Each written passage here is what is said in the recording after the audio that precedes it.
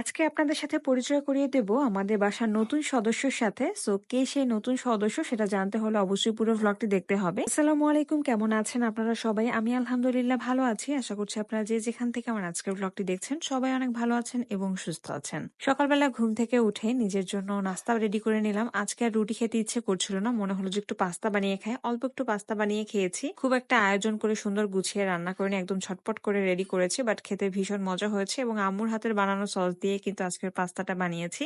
আমার আম্মু হচ্ছে খাবার দাবার নিয়ে এক্সপেরিমেন্ট করতে খুবই পছন্দ করে এবং খুব ভালো ফলাফলও পাওয়া যায়। এই যেমন সসটা অনেক মজা হয়েছিল। তারপরে হচ্ছে আম্মু মাছ বের করেছে, এই মাছটা রান্না করবে। এই মাছটার নাম কি আমার নিজেরই জানা নেই আসলে, তবে আপনারা যদি কেউ এই মাছটির নাম জেনে থাকেন তাহলে অবশ্যই কমেন্টসে জানাতে ভুলবেন না। এই মাছটা কিন্তু খুব সুন্দর ভাজা ভাজা করে রান্না করলে ভীষণ মজা লাগে, একদম মুচমুচা হয়ে যায়। এরপর বসে পড়েছি আমার দুপুরের খাবার নিয়ে। বোম্বাই মরিচ নিয়েছি, পাশে একটা ছোট্ট ভর্তা নিয়েছি, এখানে ডাল ভর্তা আছে। আর অন্যদিকে আমাদের বাগানে সাদা বেগুন দিয়ে মাছ রান্না করেছে, সেটা খাবো। আজকে এই সবজি দিয়ে খাবো, কেননা হচ্ছে আমি একটু দুধ কলা দিয়ে ভাত খাবো, তাই অন্য কোনো সবজি নিলাম না। আজকে শুধু এই যে সাদা বেগুনের ঝোল যেটা মাছ দিয়ে রান্না করা হয়েছে এটা দিয়েই খাবো, কেননা অনেকদিন দুধ ভাত খেতে ইচ্ছে করছিল বাট খাওয়া হয়ে উঠছিল না, এবং যেহেতু দাদু বাড়ি থেকে কলা এসেছে তো ভাবলাম আজকে একটু দুধ কলা দিয়ে ভাত খাই। এই জন্য হচ্ছে শুধু অল্প করে একটু সবজি নিয়েছি এবং এটা দিয়ে কমপ্লিট করব। বাসায় আসলে আসলে খুব বেশি ভাত খাওয়া হয়ে যায়, কেননা অনেক রকমের তরকারি থাকে এবং একটার পর একটা মজা করে খেতেই থাকি। বাট এটা খুবই মারাত্মক একটা ক্ষতি হয়ে যায়। সবসময় যতই কম কম করে খাওয়ার চেষ্টা করি না কেন, বাসায় আসলে খুব বেশি খাওয়া হয়ে যায়।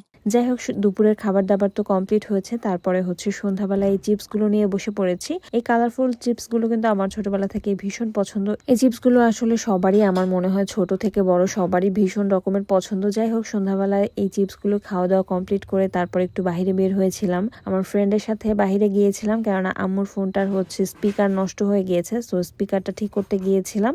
একা একা বাহিরে যেতে ইচ্ছে করছিল না, তাই আমার ফ্রেন্ডকে বললাম যে তুমিও চলো আমার সাথে। তারপর দুজনে মিলে গিয়ে আম্মুর ফোনের স্পিকারটা ঠিক করলাম।